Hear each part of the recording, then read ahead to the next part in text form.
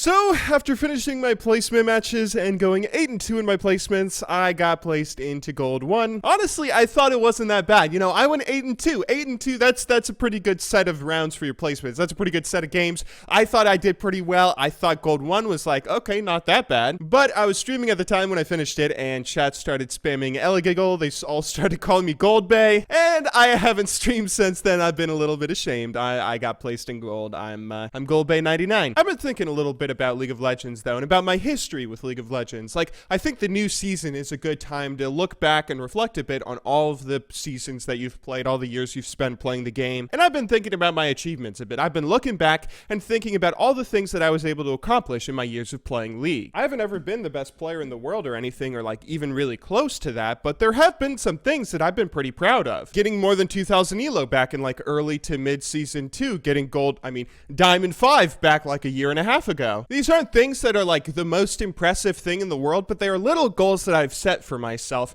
that I've been able to achieve over the years. And I think those goals are important. I think those achievements are really important, whether it's something like trying to get to a certain rating, or it's saying something like, I want to get like champion level 3 mastery with every champion in the game, or get a perfect game like my little perfect game challenge from not that long ago. I think all these achievements are really important to recognize and to be proud of, because they're actually a whole lot more impressive than people might first think. Another good example of this is actually a game that I am very sad to say that I've been getting addicted to in my free time again, and that is RuneScape. I've been playing RuneScape in my free time again, and if there's any game that's like the epitome of doing something over and over and getting a meaningless achievement from it, it's probably RuneScape. If you've never played the game before, RuneScape is more like an older MMO. It's more like Asheron's Call than it is World of Warcraft, where you don't have any classes or anything. You just have all these skills that you can level up whatever you want. You can level up whatever combat style you want, or whatever skill that you want at your own leisure. But because of that, even if you are like a really hardcore PvPer or PvEer or whatever, a lot of your time is going to be spent leveling. A lot of your time is going to be spent getting your stats up, and getting your stats up typically is a very boring thing to do depending on the skill. Like, rune crafting is an incredibly arduous skill to level. There's a few skills in the game that are just like really frustrating. They go by really slowly, and especially if you want to go and try and get 99, the highest level that you can in the skill, it's a really boring thing to do sometimes. But I also think it's a really impressive thing, and like any other video game, even if it is a seemingly simple task, people don't quite realize how impressive it is. I have a little hypothesis. Whenever someone tells you to get a life, if someone tells you to get a life because you have max combat in RuneScape, 126 combat, or if you have a bunch of money or a bunch of gear in any MMO, any online game, if you're really good at League of Legends and you destroy someone playing League of Legends and they tell you to get a life because you spend too much time playing the game, anytime anyone ever tells you to get a life, they're using that phrase as a defense mechanism because you did something that they could never accomplish. About a month ago, I had a 24-hour stream, and a 24-hour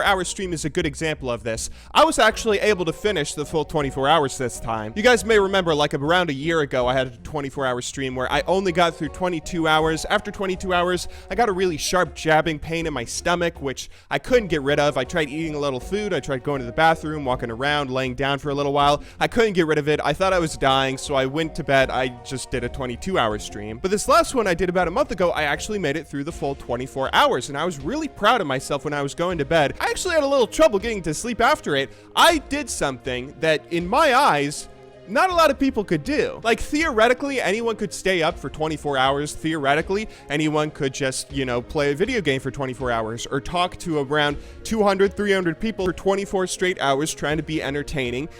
Theoretically, anyone could do that. But in practice, it's a lot more difficult. It's a lot easier said than done. The same way that theoretically anyone could do the same task over and over to get 99 woodcutting in RuneScape or any 99 skill, it's actually really difficult. You have to have the will and the constitution and the determination and the discipline to do it for hours on end, which not a lot of people possess. Same deal with League of Legends. Same deal with any achievement that you're able to achieve in any video game.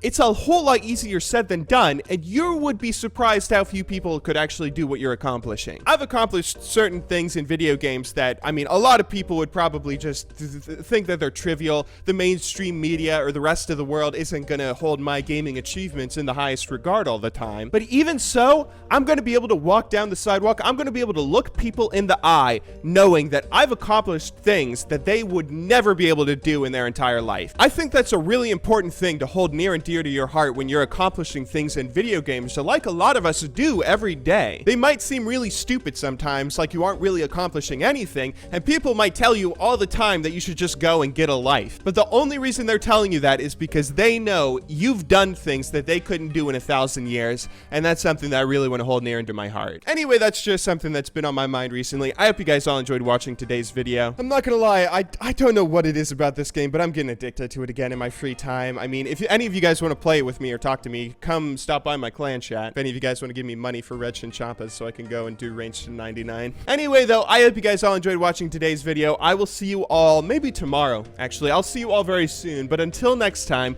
thank you very much for watching. Good luck in solo queue, and have a wonderful day.